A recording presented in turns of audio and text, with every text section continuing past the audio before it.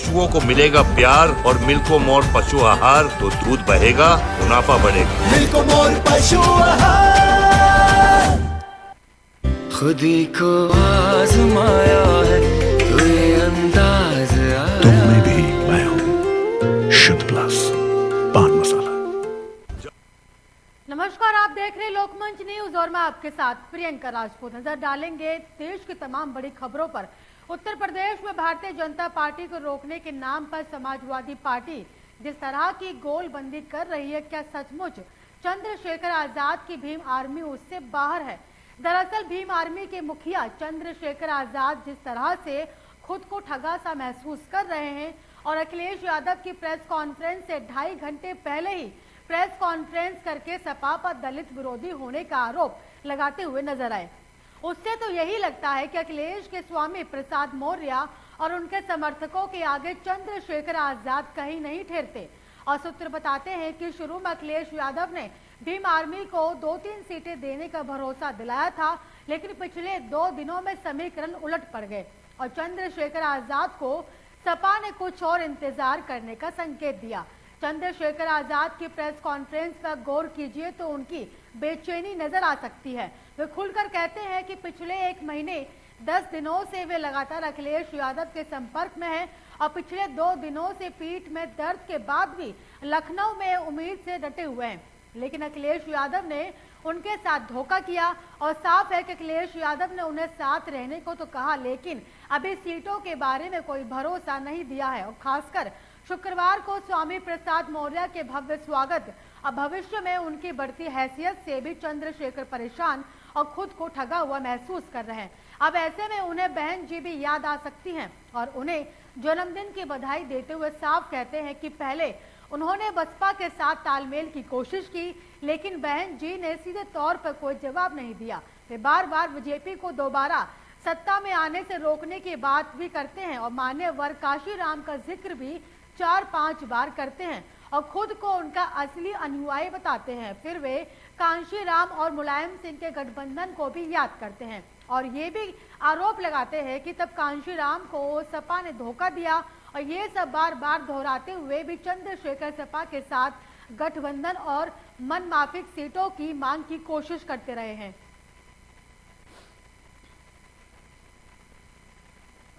हरियाणा में 15 से 18 साल आयु वर्ग के बच्चों के लिए बिना कोरोना रोधी टीका लगवाए स्कूलों में प्रवेश करने की अनुमति होगी। हरियाणा के गृह मंत्री और स्वास्थ्य मंत्री अनिल विज ने कहा कि जब भी स्कूल दोबारा खोलेंगे तब उन्हीं बच्चों को स्कूल में प्रवेश की अनुमति होगी जिन्होंने वैक्सीन लगवाई होगी।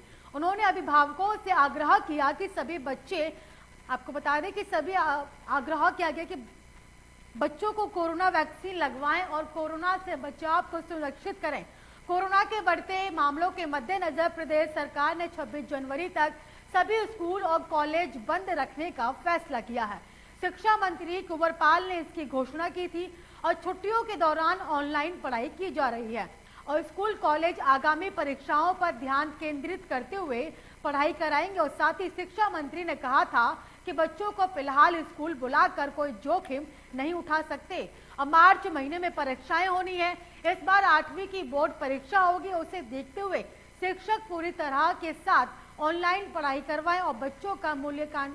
आपको बता दें कि कोरोना के मामले अब बढ़ने पर छुट्टियां आगे बढ़ाई जा सकती हैं।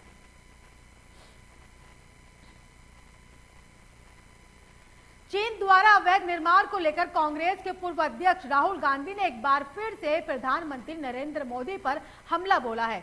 दरअसल इस बार राहुल ने भारत में अवैध निर्माण को लेकर नहीं बल्कि पड़ोसी देश भूटान में हो रहे अवैध निर्माण को लेकर पीएम मोदी पर हमला बोला। राहुल गांधी ने एक ट्वीट कर कहा कि मोदी सरकार ने पहले समर्पण कर दिया और अब चीन को पीछे धकेलने में विकल्प होकर हमारे करीबी पड़ोसी को खतरे में डाल दिया है। अगर आप अपने लिए नहीं खड़े हो सकते तो आप अपने दोस्तों के लिए कैसे खड़े होंगे?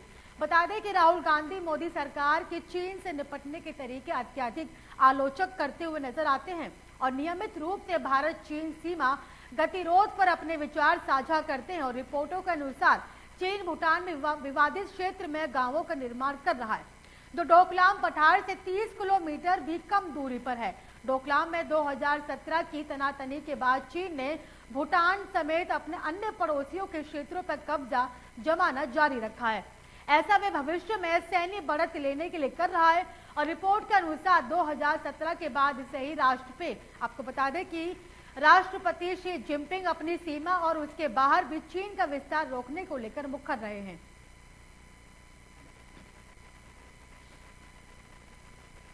भारतीय सेना आज अपना 74वां स्थापना दिवस मना रही है। भारतीय सेना द्वारा हर साल 15 जनवरी के दिन भारतीय सेना दिवस मनाया जाता है। इस मौके पर सेना प्रमुख जनरल मनोज मुकुंद नरवणे ने देश को बधाई दी और फिर लोगों को संबोधित किया। इस मौके पर सेना प्रमुख ने पाकिस्तान पर जमकर निशाना साधा। उन्होंने कहा कि पाकिस्तान आतंकवादियों को पनाह देने की आदत से लाचार है। सीमा पार प्रशिक्षण शिविरों में तकरीबन 300 से लेकर 400 आतंकवादी घुसपैठ करने की अवसर की तलाश में बैठे हुए हैं। सरहद पार से ड्रोन द्वारा हथियारों की तस्करी की कोशिश की जा रही है और सेना प्रमुख ने कहा कि एलओसी में स्थित आपको बता दें कि स्थिति पिछले साल से बेहतर है, लेकिन पाकिस्तान अभी भी सीमा के पास आतंकियों को पनाह दे रहा है। करीब 300 से 400 आतंकी भारत में घुसपैठ का इंतजार कर रहे हैं और जवाबी कार्रवाई में कुल 144 आतंकवादी मारे गए। सेना प्रमुख ने कहा कि पिछले साल चीन के तनाव के कारण सेना के लिए चुनौतीपूर्ण था और हाल ही में हुई 14वीं बैठक में स्थिति को नियंत्रण में रखने के लिए कई बिंदुओं पर चर्चा हुई।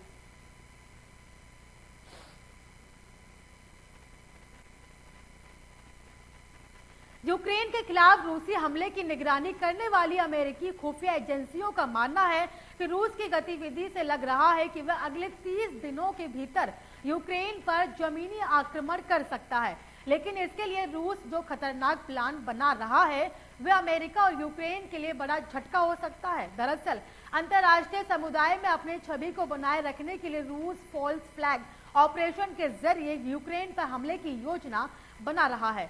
रूस पर यह आरोप उस समय लगाया गया जब यूक्रेन की सरकारी वेबसाइटों पर बड़े पैमाने पर साइबर हमले हुए और व्हाइट हाउस की प्रवक्ता जेन साकी ने कहा कि हमारे पास ऐसी जानकारी है कि इंगित करती है कि रूस ने पूर्वी यूक्रेन में फॉल्स फ्लैग ऑपरेशन के संचालन के लिए पहले से ही सेना के एक समूह को तैनात कर दिया है और सभी जवानों को खतरनाक प्रशिक्षण दिया जा रहा है। वहीं एक अमेरिकी अधिकारी ने दावा किया कि सोशल मीडिया पर यह बात सामने आ रही है कि रूसी सेना की योजना सैन्य आक्रमण से कई सप्ताह पहले इन गतिविधियों को शुरू करने की है, जो जनवरी के मध्य और फरवरी के मध्य में शुरू हो सकती है।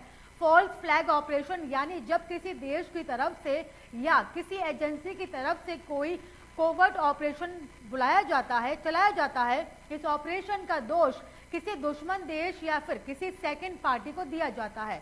फॉल्स फ्लैग ऑपरेशन को अंजाम देने वाले की पहचान को पूरी तरह से छिपाया जाता है और इतना ही नहीं, इस तरह की ऑपरेशन को अंजाम देने वाला अगर पकड़ा जाता है तो उसमें अपनी भूमिका से पूरी तरह से मुंह फेर लिया जाता है और इस तरह की ऑपरेशन को अंजाम देने वाले गुप्तचरों को इस बात की पूरी जानकारी होती है कि अगर वे पकड़े गए तो सरकार उन्हें किसी तरह से भी स्वीकार नहीं करेगी।